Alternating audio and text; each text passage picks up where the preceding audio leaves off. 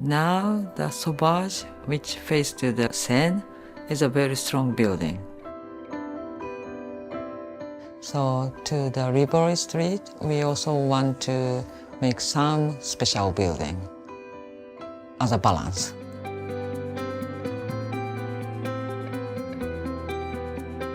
And then also we will make 2 courtyards, and also there is 1 existing courtyard. Cette verrière, nous allons essayer de lui rendre ses dispositions d'origine, c'est-à-dire de retrouver les petits bois, le rythme des petits bois, avec les verres qui étaient beaucoup moins grands qu'actuellement. Ce sont des pièces métalliques, des T métalliques, qui traditionnellement s'appellent petits bois, par référence vraisemblablement aux anciennes serres qui, elles, étaient en bois.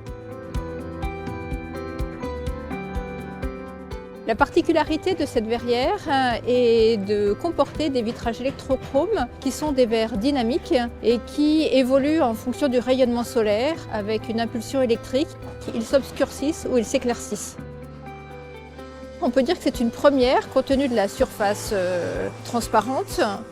Le verre électrochrome n'est encore pas du tout fréquent dans les ouvrages bâtiments aujourd'hui et les références sont essentiellement en façade. En été, les verres électrochromes, en s'assombrissant, permettent de réduire les consommations de climatisation en réduisant les températures dans les locaux sous la verrière. Et en hiver, l'intérêt est que l'effet dynamique fait que les vitrages redeviennent clairs quand la luminosité est faible et qu'on peut penser réduire aussi l'éclairage artificiel sous la verrière. Alors ce que nous allons essayer de faire dans cette grande halle vitrée, c'est de retrouver les escaliers qui desservaient les étages, parce qu'ils étaient faits pour voir et être vus, c'est-à-dire c'était fait pour déambuler, pour s'attarder, pour regarder. Donc ça, nous allons pouvoir le restituer. Sur les parties hautes de ces escaliers, nous avons été obligés de faire des modifications complètes.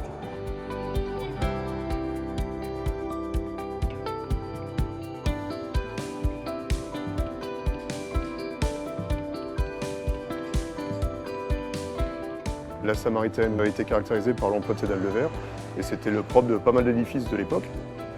La particularité de la Samaritaine, c'est qu'il y en avait vraiment beaucoup, sur beaucoup de surfaces de plancher. Les dalles de verre, à l'origine, elles répondaient à une double nécessité. La première, c'était d'amener de la lumière dans les niveaux les plus bas à une époque où l'électricité était rare.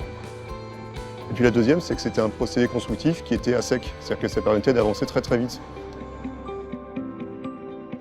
Réutiliser ces dalles de verre dans le cadre d'une réhabilitation lourde avec les normes actuelles, c'était complètement inenvisageable.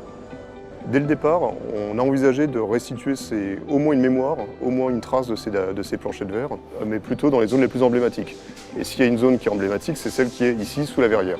L'issue qu'on a trouvée, c'est de réaliser un plancher béton comme sur les autres zones du bâtiment, mais avec un traitement spécifique du revêtement qui donne l'illusion de la profondeur, donc qui donne l'illusion de la translucidité.